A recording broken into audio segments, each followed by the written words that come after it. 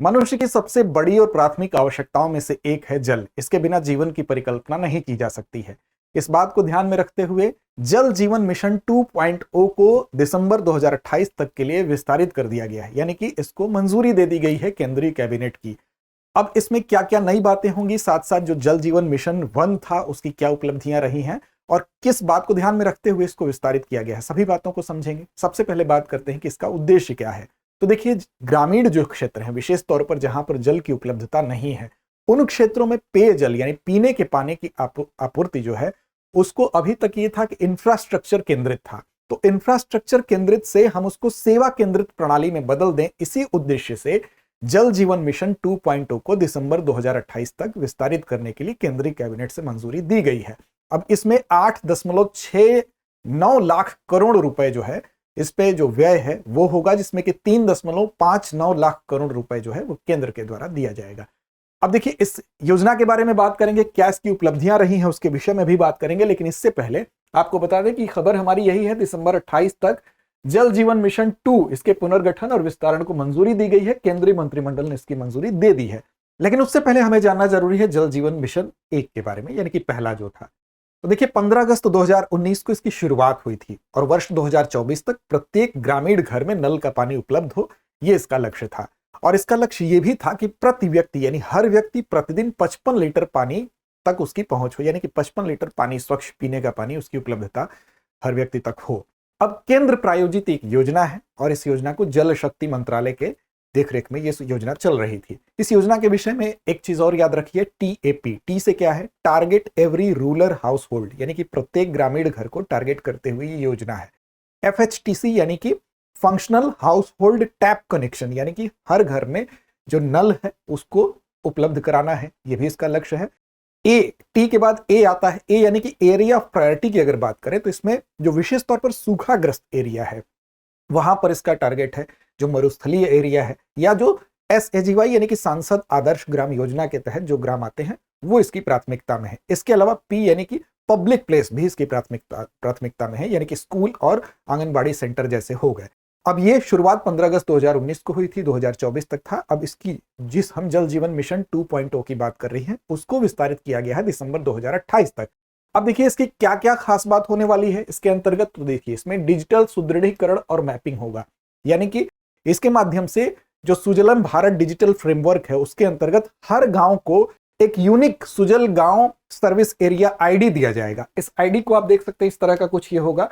प्रत्येक गांव और सेवा क्षेत्र को पहचान के लिए एक विशिष्ट डिजिटल आईडी दी जाएगी। पहली चीज तो ये होगी। इसमें जल अर्पण कार्यक्रम के तहत अब क्या होगा जल अर्पण कार्यक्रम में, तो देखिए, जो जल अर्पण कार्यक्रम है वो पंचायतों को सौंपा जाएगा, यानी कि ग्राम पंचायतें योजनाओं की कमीशनिंग और हैंडओवर में सीधे शामिल होंगी। इससे क्या बढ़ेगा, तो जवाबदेही और सामुदायिक जुड़ाव इससे होगा। तो दूसरा यह है कि जल अर्पण कार्यक्रम में ग्राम पंचायतें, गांव जल स्वच्छता समितियां योजनाओं की कमीशनिंग से लेकर उनके हैंडओवर में शामिल हो रही हैं सीधे तौर पर।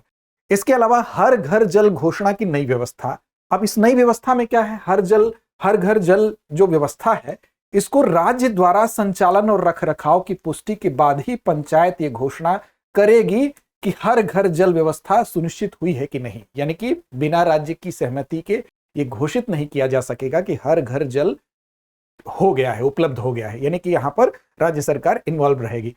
इसके अलावा देखिए, जो ग्राम पंचायत उत्सव है वो मनाया जाएगा, एक प्रकार का ग्राम उत्सव कार्यक्रम इसका नाम ही दिया गया है, यानी कि एक वार्षिक सामुदायिक कार्यक्रम है जिससे कि लोगों को इस क्षेत्र में जल उत्सव वार्षिक कार्यक्रम के माध्यम से जल संरक्षण के प्रति सामूहिक जिम्मेदारी को बढ़ावा देने वाला एक सामूहिक आयोजन होगा जिसमें लोगों को जागरूक किया जाएगा। इसके अलावा अगर देखें तो जल उत्सव कार्यक्रम के अलावा भी क्या क्या होगा इसमें, तो स्रोत से नल तक डिजिटल ट्रैकिंग की व्यवस्था होगी, यानी कि पूरे जल आपूर्ति तंत्र की व्यापक डिजिटल मैपिंग भी की जाएगी।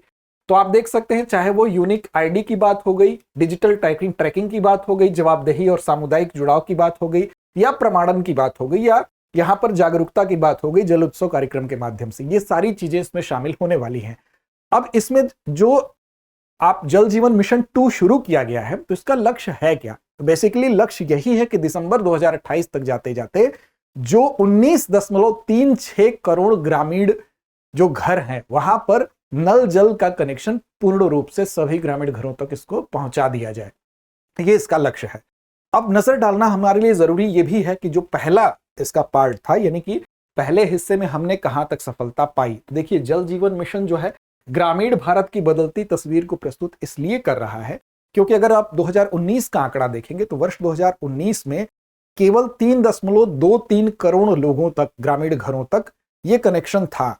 अब वो बढ़कर कितना हो गया है, तो 12.56 करोड़ घरों तक इसकी मतलब उसमें वृद्धि हुई है। कितनी वृद्धि हुई है, तो लगभग 81% की वृद्धि हुई है, 81.81% की वृद्धि हुई है।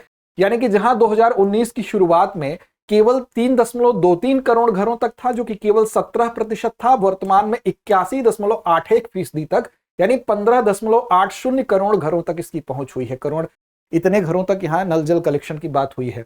अब लक्ष्य क्या है? लक्ष्य यह है कि वर्ष 2028 तक जाते जाते इसको 100% कर लिया जाए, यानी कि जितने भी ग्राम है 19.36 करोड़ ग्रामीण जो घर है वहां पर नल जल कनेक्शन कर लिया जाए। इससे और क्या लाभ हुआ है? ये तो हो गया सीधे कनेक्शन की बात। अन्य लाभ के अंतर्गत अगर आप देखें तो WHO कह रहा है स्वास्थ्य संबंधी सामाजिक इसका इंपैक्ट क्या पड़ा है।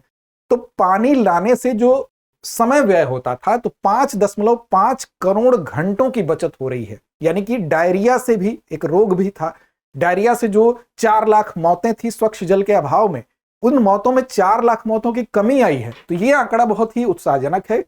जहां डायरिया जैसे जो रोग हैं उनसे सुरक्षा मिली है, यानी कि शिशु मृत्यु दर में 30% की कमी भी आई है, और साथ साथ इन क्षेत्रों में पानी लाने से प्रतिदिन जो समय व्यय होता था 5.5 करोड़ घंटों की बचत हो रही है। ये बात WHO के द्वारा कही गई है। इतना ही नहीं, जो रोजगार सृजन है उस पर भी असर पड़ा है। सामाजिक इंपैक्ट के तौर पर अगर आप देखें तो लगभग IIM बेंगलुरु का यह आंकड़ा है और अंतर्राष्ट्रीय श्रम संगठन, इन्होंने कहा है कि जो 59.9 लाख प्रत्यक्ष रोजगार और साथ साथ 2.2 करोड़ अप्रत्यक्ष रोजगार प्राप्त होगा, यानी जल जीवन मिशन 2 की अगर बात करें तो ये सारी चीजें हैं, इसका लाभ है आगे, इसीलिए इसको जल जीवन मिशन 2.0 को दिसंबर 2028 तक बढ़ाया गया है। तो याद रखेंगे ये सारे तथ्य। अब हर ग्राम पंचायत होगी प्रमाणित, यही लक्ष्य है दिसंबर 2028 तक, यानी कि पूर्ण कवरेज का लक्ष्य है कि आगामी चरण में सभी शेष ग्रामीण घरों को हर घर जल को हम पहुंचा दें, यानी कि हर घर तक इस कनेक्शन को पहुंचा दें। तो ये था पूरा का पूरा मसला। चलिए अब चलते हैं अभ्यास प्रश्न की तरफ।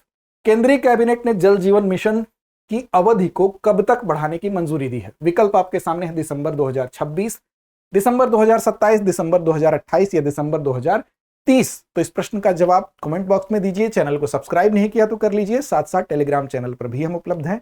आप हमें वहां पर दृष्टि IAS यूट्यूब से जोड़ सकते हैं, वहां पर इस कार्यक्रम की लिंक आपको मिलेगी। लड़ते रहिए, अपने लक्ष्य की ओर बढ़ते रहिए।